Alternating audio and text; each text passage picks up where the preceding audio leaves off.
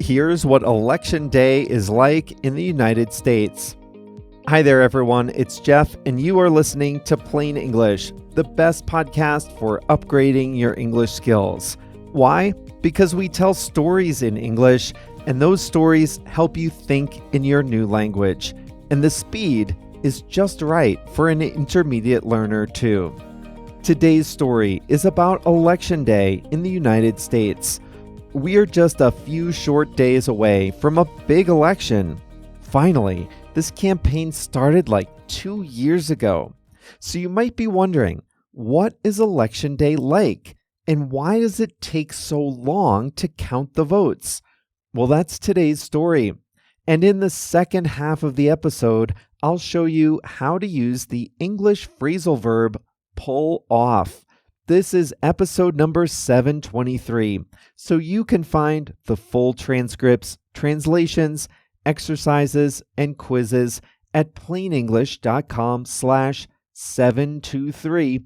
That is all thanks to JR, the producer. plainenglish.com/723. Before we start today's story, I'd just like to remind you that the podcast is just one part of how we can help you upgrade your English skills. At plainenglish.com, you can make faster progress with active learning strategies. You can take quizzes, do activities, listen to the fast version of the audio, watch video workshops, practice what you learn, and even join a live call with JR and me.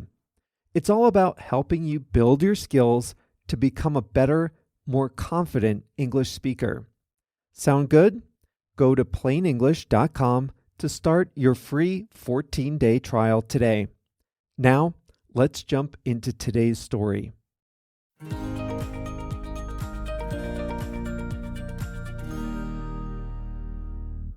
This story is about what Election Day is like in the United States, specifically on the big ones, the even-numbered years when we elect a new Congress, and the presidential cycle, which happens every 4 years. Election Day is a day like any other. It's not a holiday. People go to work, children go to school. Unlike in Latin America, there are no prohibitions on alcohol sales. By the time the sun rises on Election Day, many Americans have already voted. Most states allow some form of early voting, either by mail or in person. The percentage of voters who choose an early option, that percentage increases every year. This year, 2024, about half of people are expected to vote before November 5th. That still leaves tens of millions of people who go to vote on Election Day. Election Day is always the first Tuesday in November. Every person has a specific polling place. You have to go to the place you are assigned based on your address. Your polling place is near your house. It's usually a school, but it can also be a church, a meeting room, or a community center. There's a perimeter outside the polling place where campaigning is not allowed. But just outside that perimeter, you'll see people handing out flyers and stickers and such. Every state has different laws, but most states open their polls at 6 o'clock or 7 o'clock in the morning, and polls stay open until between 6 o'clock and 8 o'clock in the evening. When you check in, they cross your name off the list. The ballots are sometimes electronic, but they're often paper. The ballots are secret. If you fill in a paper ballot, you get a covering that keeps your choices private and an election worker helps you feed your paper ballot into a machine that scans and registers your vote.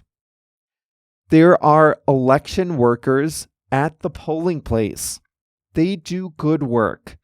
They get paid a very little bit, but they are very important to how this all works. Both political parties are entitled to observers at polling places to make sure that the rules are being followed and applied fairly.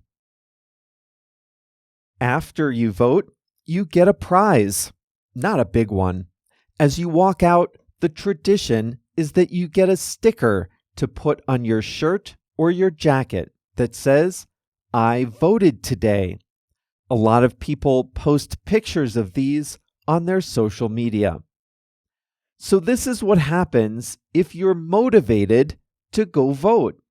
But a lot of people don't feel that intrinsic motivation, and they need a reminder or a push to get to the polls. Maybe they even need a ride.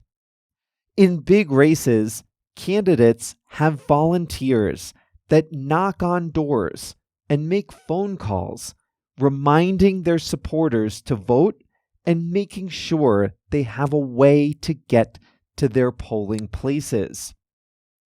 As for the candidates themselves, this is typically a day off. In the big races, the candidates will have done 2, 3, maybe 4 events the day before. On election day, they typically go home and vote at their polling place. The media is, of course, there to film it and, jokingly, ask whom they voted for. There is no blackout period. There is no prohibition on campaigning on election day or in the days prior. But most candidates recognize the campaign is over when election day arrives. They might do a little bit of handshaking on the day of, but there are typically not big events on those days. Once everyone has voted, the time comes to watch the results come in. This part, I think, is very different from other countries. First of all, in a national election, the results come in gradually over many hours. We have 4 time zones in the continental United States, so when the first polls close at 6 o'clock on the East Coast, that's still only 3 o'clock on the West Coast. So at the moment the earliest polls close in the East, there are still several hours of voting left in the West. And another key difference is that the counting happens at a hyper-local level. Individual voting precincts. These are small districts of maybe 1,000 voters each.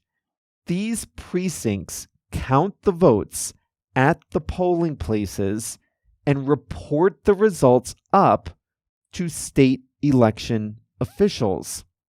The state officials release the results to the public in a steady stream as they come in. The Associated Press, a nonprofit news organization, aggregates the totals and releases them at the same time to all other news outlets. So we have thousands of precincts reporting up to 50 different states, and that's why if you watch TV on election night, you see a slow drip of results come in. It's a very fragmented process. You might see vote totals for a state early in the night, but only 5% of precincts have reported their results. Well, those early results mean nothing. Depending on how the vote goes, once you get up to 50%, 70%, 90% of results tallied, then the outcome becomes clearer.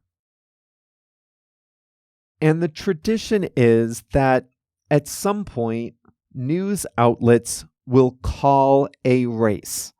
And what that means is they will say who they think the winner is when they believe there is enough information to confidently predict the winner.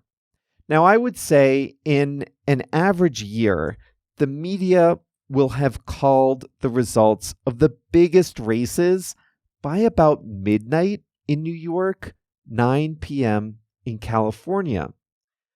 But the news media does not determine the winner. Just because you see it on the screen doesn't mean that it's official. The media does sometimes get their predictions wrong. They call a race prematurely. That means they project a winner that turns out not to have won in the end. And some races are just really close. Some races are so close that the winner is not known on election night. Most states allow mail-in votes to arrive up to 14 days after the election. So those last votes could be the ones that make the difference. The state governments take a few weeks to certify all the in-person and mail-in votes. There are sometimes recounts. This can take a while. So it can be a few days or weeks before you know for 100% sure who the winner of any given race will be.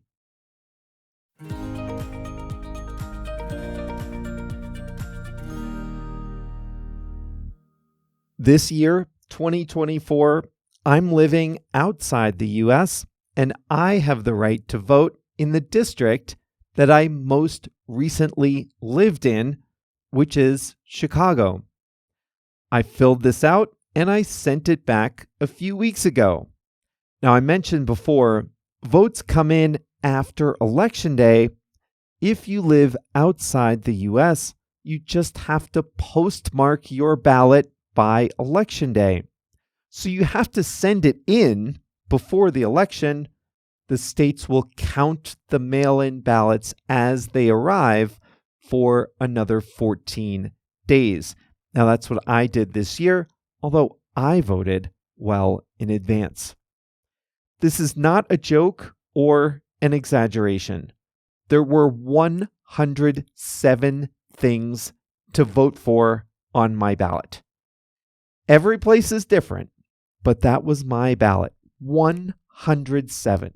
Now, most people don't vote on every single question, but regardless, there's a lot of counting to be done. This is a lot of work for a lot of people. So whenever a race is close, people around the globe ask, how can the world's economic superpower not count votes on Election Day like a normal country? And the answer is, it's hard.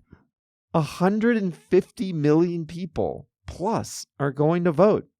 And there are lots and lots of races, lots and lots of questions, lots of polling places. So much of this is done at the state level, which means 50 different systems. This is just a massive project, so have a little patience if it takes a while to get it 100% confirmed.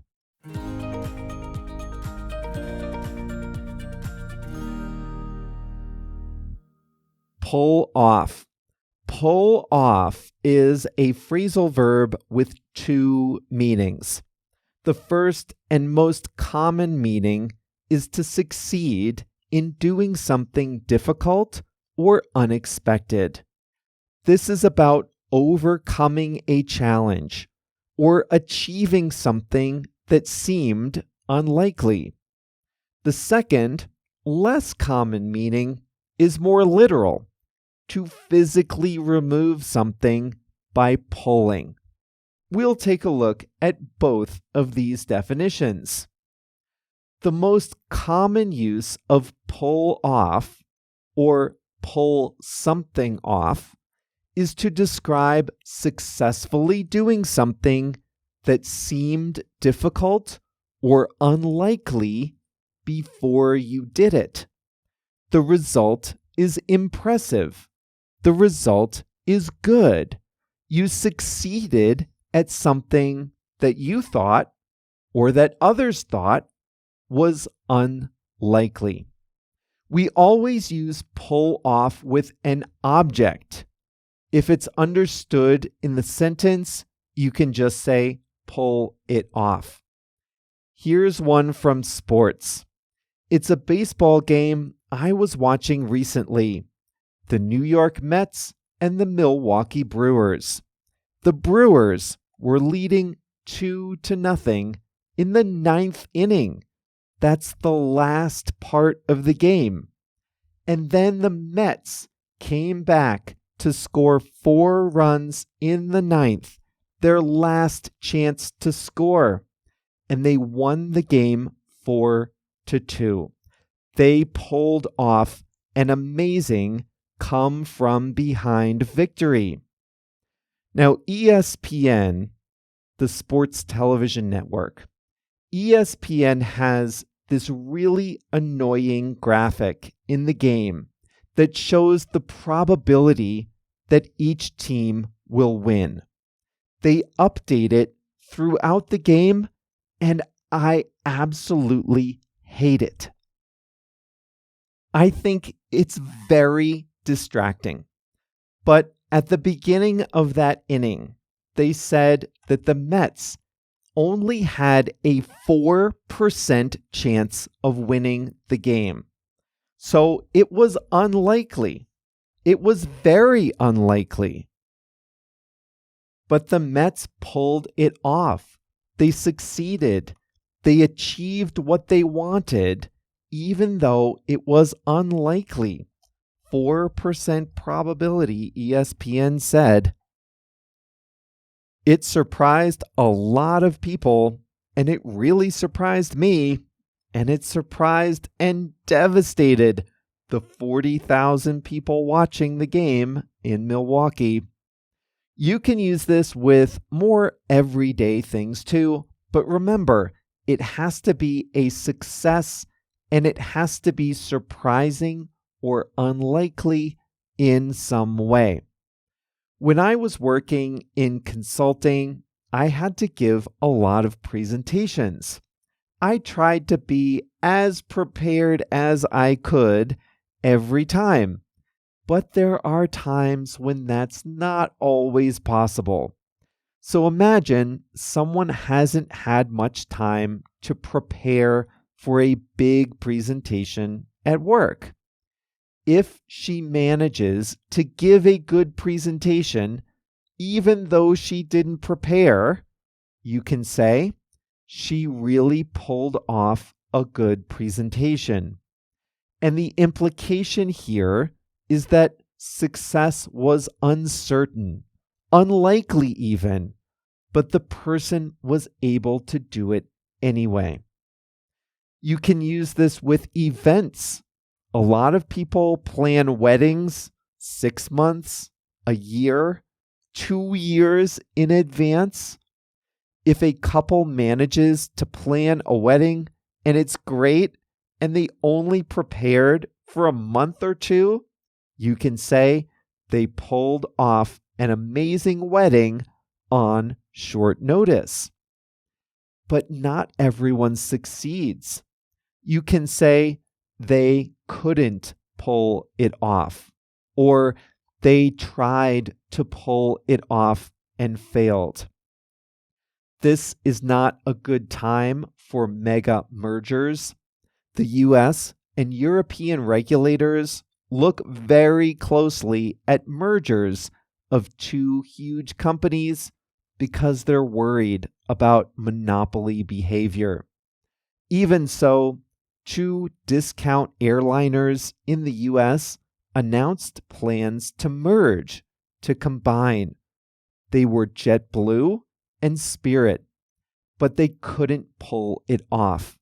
A court blocked the merger. They were not able to succeed in what they had attempted. So we say they could not pull it off. Now, really quickly, the second, more literal meaning of pull something off refers to physically removing something by pulling. Most of the time, you would say take off, but you can say pull off if there's a pulling movement. If you come in out of the cold, you pull off your gloves. You can say take off your gloves, but pull off specifies that you take them off with a pulling movement. You grab the fingertips with the other hand and you pull. You pull the glove off. Now you can pull a bandage off. How do you do it? Do you pull it off quickly or do you pull it off slowly? I vote for quickly. If you have plastic or glass containers for leftovers, you would take off the lid.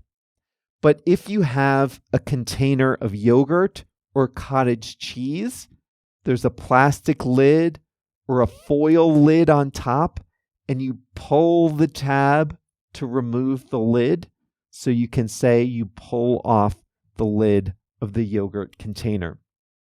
But in all of these cases, take off is fine. Only use pull off if you're clearly making a pulling motion. All right, so this is October 31st. Happy Halloween, by the way. October 31st. Election Day is on Tuesday, November 5th. Now, if you have Amazon Prime, you can watch an election program, a special election program on election night, and the host of that is a journalist named Brian Williams. He is a good journalist. He got in a bit of trouble exaggerating the truth of a personal story a while back. But Amazon is diving into a news event for the first time in its history, and it will be on Prime Video streaming on Tuesday night. So if you're outside the US and you want a taste of what this is like, what it's like to watch the votes come in, check out Prime Video on Tuesday, or if you're in Europe and Asia, that would be Wednesday morning probably for you. Now, I'm not sure what the show is going to be like, but that's probably what I'll be watching or keeping an eye on Tuesday. Well, we'll be back on Monday with a new topic. See you then.